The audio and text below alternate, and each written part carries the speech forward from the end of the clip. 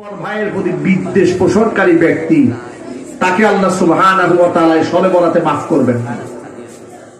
কারণ হচ্ছে ইন্নাল হাসানা তাকুলুল হাসানাত, হিংসা মানুষের উত্তম উত্তম আমলগুলোকে শেষ করে ফেলে, খেয়ে ধ্বংস করে দেয়।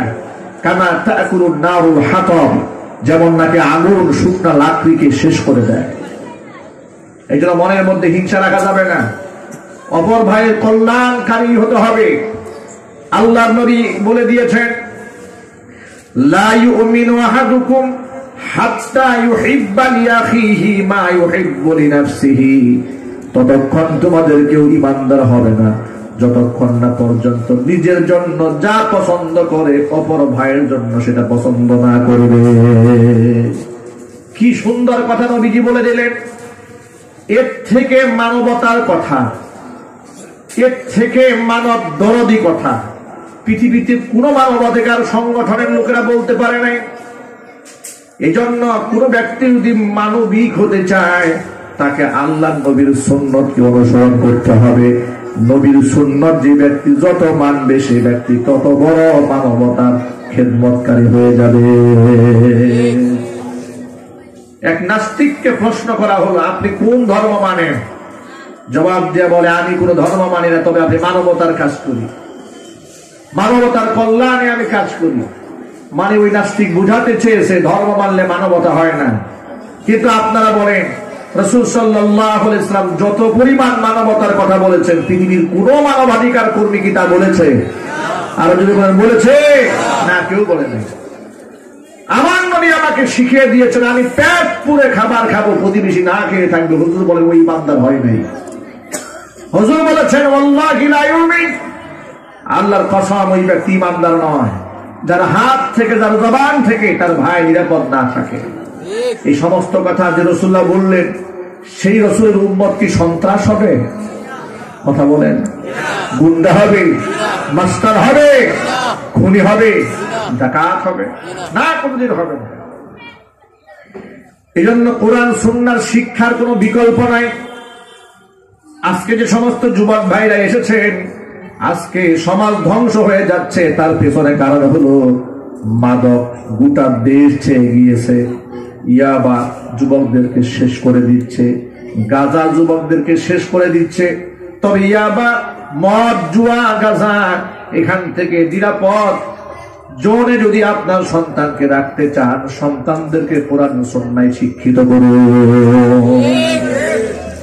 গোটা বাংলাদেশে রিপোর্ট দেখুন, সরকার যখন মাদক বিরোধী চিরুনি অভিযান চালিয়েছে, মাদ্রাসার কোন শিক্ষক, ছাত্র, উস্তাদ মাদকের সাথে জড়িত পাওয়া গেছে? কথা বলেন, পাওয়া গেছে? না, পাওয়া যায়নি। কারণ হচ্ছে তাদের সিনার মধ্যে আছে কোরআন। আরেকটা কথা বলি, মাদ্রাসায় পড়লে লোকেরা কি সন্ত্রাস হয়, জঙ্গি হয়? ঢাকা বিশ্ববিদ্যালয়ের চেয়ে বেশি বয়স হয়েছে হাটহাজারী মাদ্রাসা, ঠিক কিনা? ঢাকা বিশ্ববিদ্যালয়ে পর্যন্ত 124 জন মানুষ নির্মম ভাবে নিহত হয়েছে। রাজনৈতিক কন্দলে প্রতিহিংসামূলক ভাবে এক ছাত্র আরেক ছাত্রকে পিটিয়ে হত্যা করেছে। কিন্তু আপনারা বলেন, এটা প্রাচ্যের অক্সফোর্ড খ্যাত ঢাকা বিশ্ববিদ্যালয়ে ছাত্ররা নিজেরা কুপাকুপি করে মানুষ মেরেছে, নিজেদেরকে হত্যা করেছে। তারা সন্ত্রাস হয় নাই, জঙ্গি হয় নাই। মাদ্রাসাতে 100 বছরের ইতিহাসে একজন ছাত্র মারামারি করে নিহত হয়েছে? কথা বলেন, হয়েছে? তারা জঙ্গি হয়ে গেল, সন্ত্রাস হয়ে গেল। মিডিয়া আমাদেরকে জঙ্গি বানিয়ে দিয়েছে, সন্ত্রাস বানিয়ে দিয়েছে। যারা অস্ত্র নিয়ে ধরা খায় ওরা সন্ত্রাস হয় না, যারা বই নিয়ে ধরা খায় এরা সন্ত্রাস হয়ে যায়। কি আশ্চর্য ব্যাপার! বিদেশি মদ পাওয়া গেল, অস্ত্র পাওয়া গেল, অস্ত্র শস্ত্র সহ মিডিয়াতে অনলাইনে সরাসরি প্রচারিত হলো ঢাকার কুখ্যাত সন্ত্রাসী, নাম বলবো না। কিন্তু বিনিময় কি হলো? কদিন পরে আবার শোনা গেল যে না, তিনি অত্যন্ত ভালো মানুষ, মানব দরদী মানুষ, উনি মানবতার ধ্বজাধারী হয়ে গেলেন।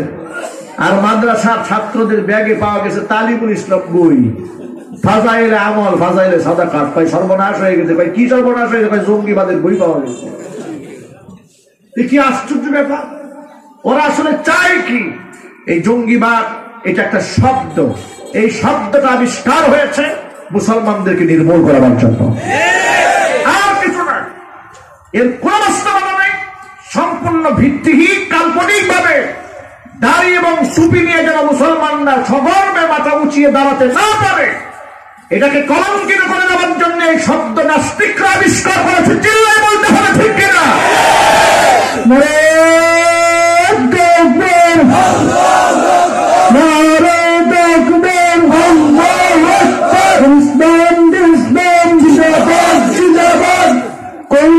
শত্রু নেই, হুঁশিয়ার সাবধান। ইসলামের শত্রু নেই, হুঁশিয়ার সাবধান। সুন্নাহর আলেম ঘরে ঘরে জানো, ঘরে ঘরে জানো, সুন্নাহর আলেম ঘরে। ওরা বিজ্ঞাপন বানিয়েছে, একটা ছেলে গান বাজনা করতো, হারমোনিয়াম বাজাতো, হঠাৎ করে হারমোনিয়াম ভেঙে ফেলে দিয়েছে। নামাজে ঘন ঘন যাতায়াত করছে, মাথায় টুপি দিয়েছে, মুখে দাড়ি ছেড়ে দিয়েছে। বিজ্ঞাপনে দেখানো হলো এই সমস্ত আলামত যদি ছেলের মধ্যে দেখেন, বুঝে নেবেন এটা হলো জঙ্গি হওয়ার প্রথম ধাপ। বিজ্ঞাপন বানিয়েছে, বিজ্ঞাপন বানিয়ে টেলিভিশনে এটা প্রচার করছে, অনলাইনে এখনো আছে। পৃথিবীর কোটি কোটি মানুষ করা দেখাচ্ছে।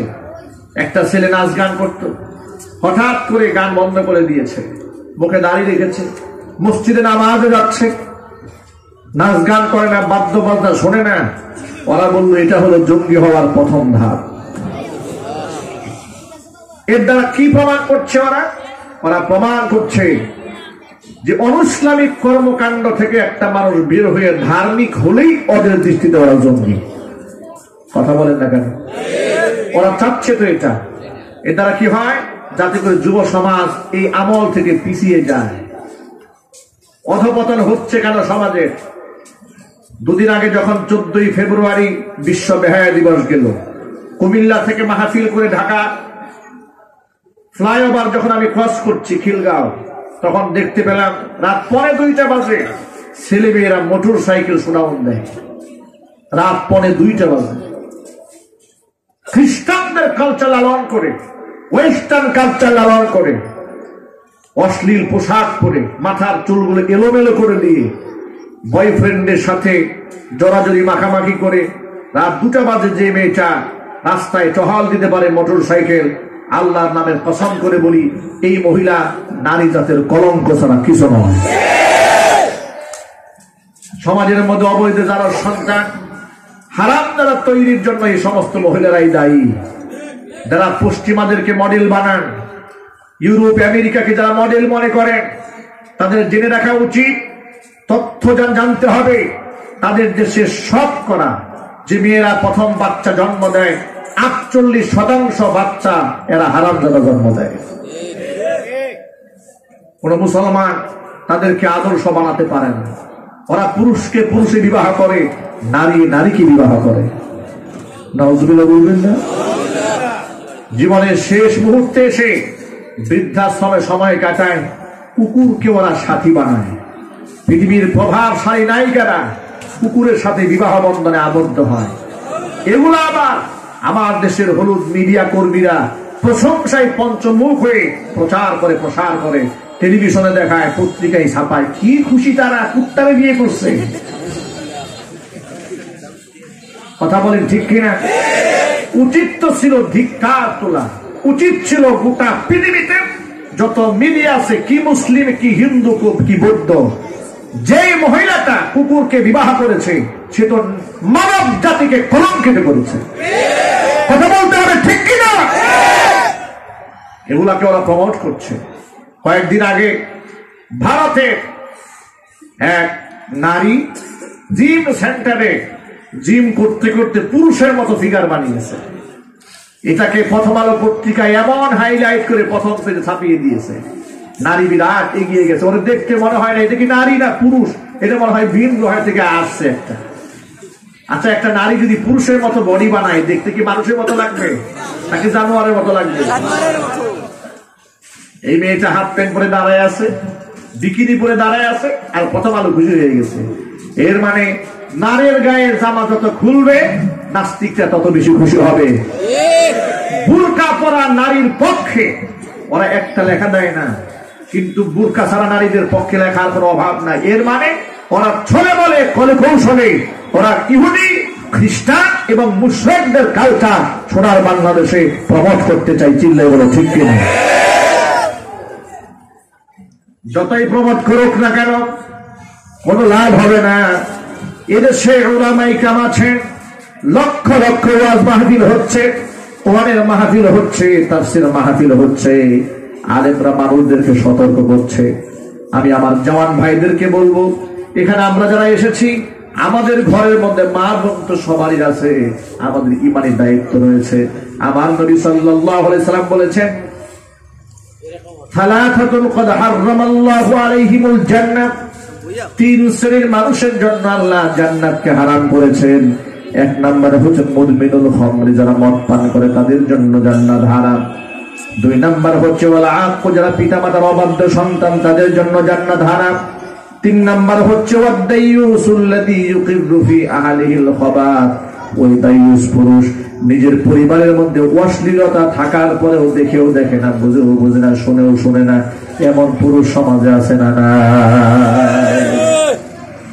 নিজের সুন্দরী বউটাকে বোরকা ছাড়া বাম পাশে রিক্সার মধ্যে বসিয়ে শহর টহল দেয়, মুসি জুতা শিলানো বাদ দিয়ে তাকায় থাকে।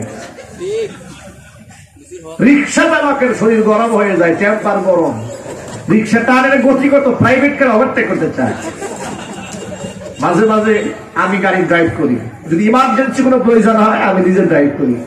তো যে গাড়িতে, যে সিএনজি বলেন, অটো রিক্সা বলেন, নর্মাল রিক্সা বলেন, যে রিক্সার মধ্যে মহিলা থাকে ওই রিক্সা থেকে আমি একটু দূরে থাকি, কারণ এর মধ্যে মহিলা আছে, এই রিক্সাওয়ালা শরীর গরম বেশি, ও যে কোন দিকে চান দিবে ও পারে না, যে আমার প্রাইভেট কার আগে চলে যাবে। চিল্লায় বলতে হবে, ঠিক কিনা? এগুলো যারা করছেন এদের কি নারীর সম্মান বেড়েছে? নারীর ইজ্জত বেড়েছে? না, নারীর ইজ্জত বাড়ে নাই। এই জন্য মা বোন সবার আছে, আমরা কেউ মঙ্গল গ্রহ থেকে আসিনি। কিয়ামতে আমার আমল সম্পর্কে আমাকে জিজ্ঞাসিত করা হবে। এই জন্য আমার মা বোনদেরকে শারঈ পর্দা করানোর দায়িত্ব আমার, ঠিক কিনা? খাস পর্দা নিষিদ্ধ বানাবো, এই নোংরা কালচার থেকে মা বোনদেরকে বের করে নিয়ে আসবো। আমরা বলি ইনশাআল্লাহ। ছেলে হোক মেয়ে হোক, সন্তানদেরকে দ্বীনি শিক্ষায় শিক্ষিত করার দৃঢ় প্রত্যয় গ্রহণ করব। নিজের ছেলেকে আলেম বানাবো, মেয়েকে আলেমা বানাবো, হাফেজ বানাবো, হাফেজ কোরআন বানাবো, আলিমা বানাবো, হাফেজা বানাবো। এই স্বপ্ন অন্তরে লালন করুন, স্বপ্ন দেখুন, বাস্তবায়নের পথে এগিয়ে আসুন এবং অন্তরের সংকীর্ণতা দূর করে সমাজের মধ্যে ভ্রাতৃত্ব প্রতিষ্ঠিত করুন। কওমি আলিয়া সুন্নি ওয়াহাবি দ্বন্দ্ব এটা এখনই মিটাবার সময় এসেছে। বাতিলরা একত্রিত হয়েছে, আমাদেরকেও তাওহীদের পক্ষে ইসলামের জন্য এক হতে হবে। ছোটখাটো মতভেদ ভুলে যেতে হবে। মাসআলাগত ইখতিলাফ থাকলে নিজেরা বসে এটা মীমাংসা করতে হবে। অপর ভিন্ন মতাদর্শী ব্যক্তিদের প্রতি শ্রদ্ধাশীল হতে হবে। কাউকে জাহান্নামে পাঠিয়ে দেওয়া যাবে না, নিজের জাহান্নামে চিন্তা আগে করতে হবে। এই কথাগুলো মাইকে বললাম এই জন্য, মাইকের আওয়াজগুলো অনলাইনে ছড়িয়ে যায়, কোটি কোটি মানুষ এই কথাগুলো শোনে। দেখবেন কিছু লোক আছে এখানে বসেই একে যান জাহান্নামে, ওকে জাহান্নামের চৌরাস্তা, ওকে জাহান্নামের লাকড়ি, ওকে জাহান্নামের কাঠ বানাই দিচ্ছে। যে লোকটা এতগুলো মানুষের দুচোখে পাঠাইলো, তার জান্নাত জাহান্নামের খবর কি? কথা বলেন ঠিক কিনা? তার কাছে কি ওহী আসছে?